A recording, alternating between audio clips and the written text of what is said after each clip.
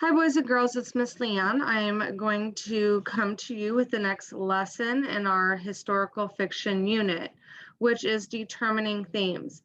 We're going to be looking at the details that stand out to us that support our interpretation. And remember, the interpretation could be the author's message, the lesson, or how we interpret the author is trying to convey a theme or a lesson to us.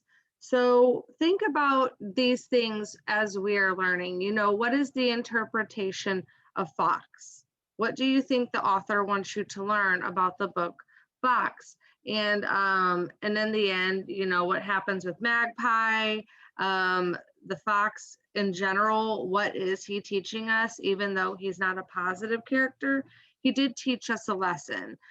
Each character did, Fox, Dog, and Magpie all kind of taught us this lesson in life. So we're going to go on to thinking about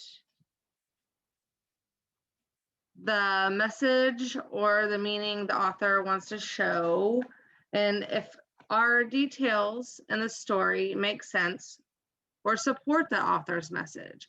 So do those details align with what you think the message is? And that's not just the details in one part of the story. It means the details would have to come from all of the parts of the story. You should be seeing these details that support your interpretation or what you think the author is trying to teach you from the beginning, the middle, and the end, not just one specific part in the story.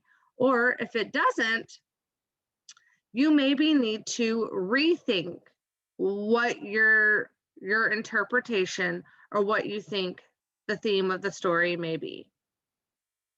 So I wonder if Lois Lowry, the author of Number of the Stars, if the message that she might be showing us is that war makes children grow up quickly. I wonder if that could be a theme, not just the theme, but a theme within Number of the Stars.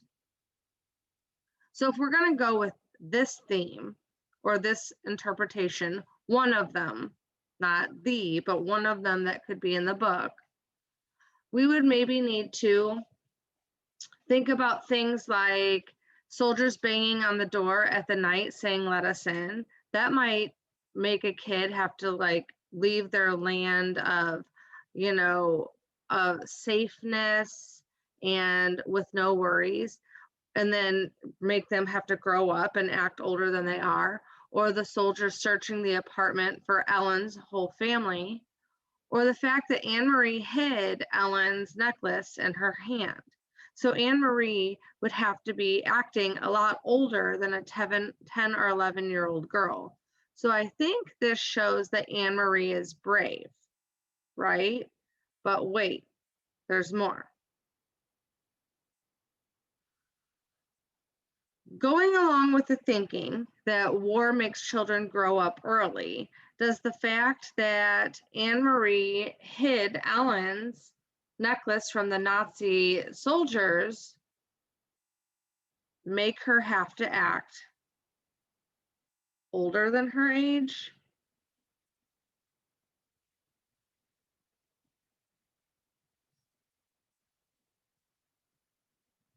I think it does. Because typically I wouldn't ask that of somebody that would be Kirsty's age, right? I don't know that Kirsty would be able to handle that kind of responsibility.